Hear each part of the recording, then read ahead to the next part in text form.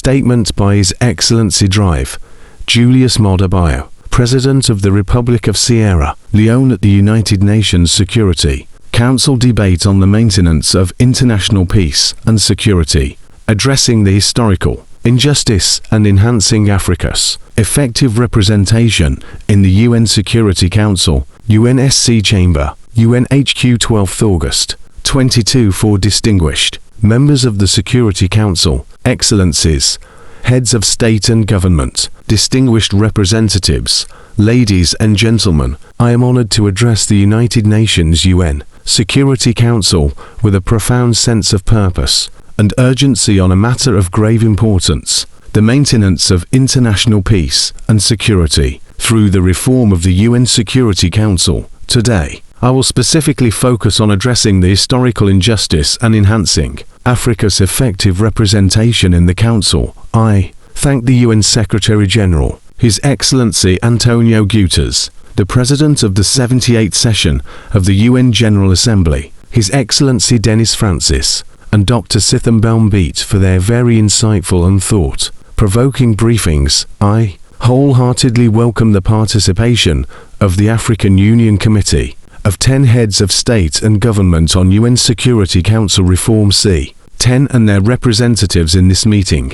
I also welcome the participation of representatives of member states and interest groups engaged in the intergovernmental negotiations (IGN) at the UN General Assembly, including the co-chairs, the permanent representatives of Austria and Kuwait, respectively. I thank them for their important work and the urgency with which they are carrying out their mandate under the leadership of the President of the General Assembly. Today, I speak as a representative of a continent that has long been underrepresented in the decision-making processes that shape our world on matters of peace and security.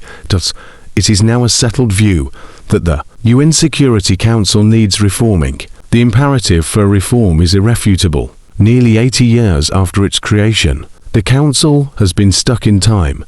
Its imbalanced composition is at odds with current realities and unjust, undermining its legitimacy and effectiveness. Africa remains the unquestionable victim. With the absence of structural change, the Security Council's performance and legitimacy remain questionable. Accordingly, as we reflect on this debate's theme and profound implications, it is essential to recognize how the historical injustice has significantly hindered Africa's ability to contribute effectively to global governance. The legacy of colonialism, economic exploitation, and political marginalization has left deep scars on the continent, affecting its development, stability, and influence in international affairs. The UN, the cornerstone of international cooperation, was founded on principles of equality, justice, and the collective pursuit of peace. Yet, the current structure of the Security Council reflects an outdated world order, an era that fails to recognize Africa's growing importance and contributions. Despite being home to over 1.3 billion people, and the 54 African countries making up 28% of the total membership of the UN, with significant contributions to peacekeeping and conflict resolution, Africa remains grossly underrepresented in this vital organ of the and. This underrepresentation is not merely an anomaly of statistics, it is a profound historical injustice that must be addressed. As a consequence, and under the leadership of the C10, Africa has been steadfast in its commitment to rectifying this injustice and imbalance of the UN Security Council. As the coordinator of the C10, Sierra Leone has spearheaded efforts to amplify Africa's voice on this issue through the Common African Position as espoused in the Azulwini Consensus and the Sirte Declaration. Africa has articulated a clear and compelling vision and model for reform, one that ensures equitable representation and meaningful participation of Africa in the Council.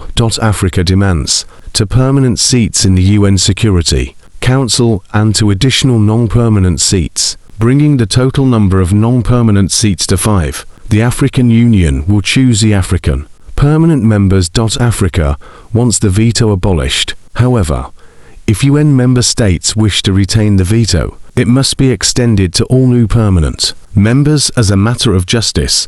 The common African position is premised on the fact that, by rectifying the historical injustice, the international community will not only promote greater fairness, equity and equality in global governance, but also act on the imperative to ensure the legitimacy and effectiveness of the Council itself.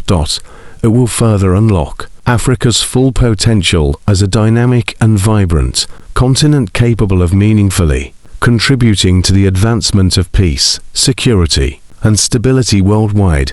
Africa's experiences and perspectives remain invaluable in shaping comprehensive and effective solutions to global challenges. We, therefore, welcome the general convergence that has emerged from the IGN, as reflected in the co-chair's Elements paper. Thus, there is a wider recognition and broader support by member states for the legitimate aspiration of the African countries to play their rightful role on the global stage, including through an increased presence in the Security Council, as reflected in the Azawini Consensus and the CERT Declaration, adopted by the African Union in 2005.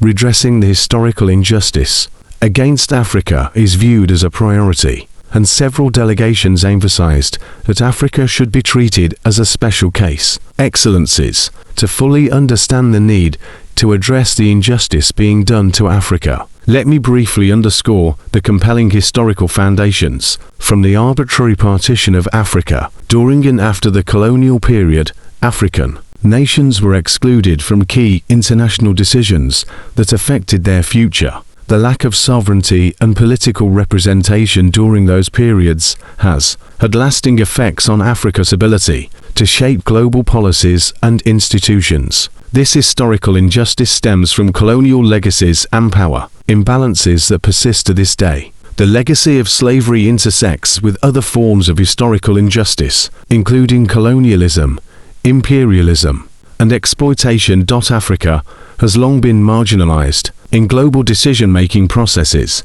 and its voices are often drowned out. This results in a lack of meaningful representation on issues that directly affect the continent, such as conflict prevention, peacekeeping operations, conflict resolution, and sustainable development. This systemic bias perpetuates a cycle of marginalization and reinforces the false notion of Africa as a passive actor in shaping global affairs. Furthermore, the political marginalization experienced during colonial rule has contributed to ongoing struggles for stable governance and political cohesion within the African states, further complicating their ability to engage robustly on the global stage. Therefore, the current architecture of international institutions, including the UN Security Council, as noted, reflects the geopolitical realities of the post-World War II era, which largely excluded African voices. This paradigm of non-representation and or underrepresentation means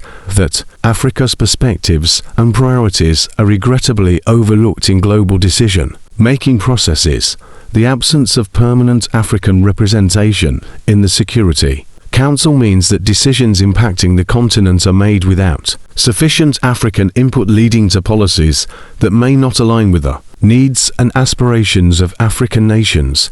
This council is all too familiar with situations where African mediation and conflict resolution efforts were disregarded for interventions that have had and continue to have disastrous consequences in the continent. In view of the preceding, effective representation of Africa in the Security Council is imperative for several reasons. First and foremost, for the very legitimacy of the Council. Already the Security Council's imbalanced composition and unjust exclusion of Africa in the permanent category and underrepresentation in the non-permanent category of membership undermines its current legitimacy. The unjust composition also adversely impacts the Council's effectiveness. It has been robustly argued that the performance of institutions like the Security Council declines as its perceived legitimacy diminishes, and that international legitimacy depends on inclusivity and fairness. Therefore, to strengthen the Security Council, the historical injustice against Africa must be rectified as a matter of priority. Second, the importance of upholding equity and justice, particularly for equitable decision-making, cannot be overstated. Follow Imable News TV for more updates.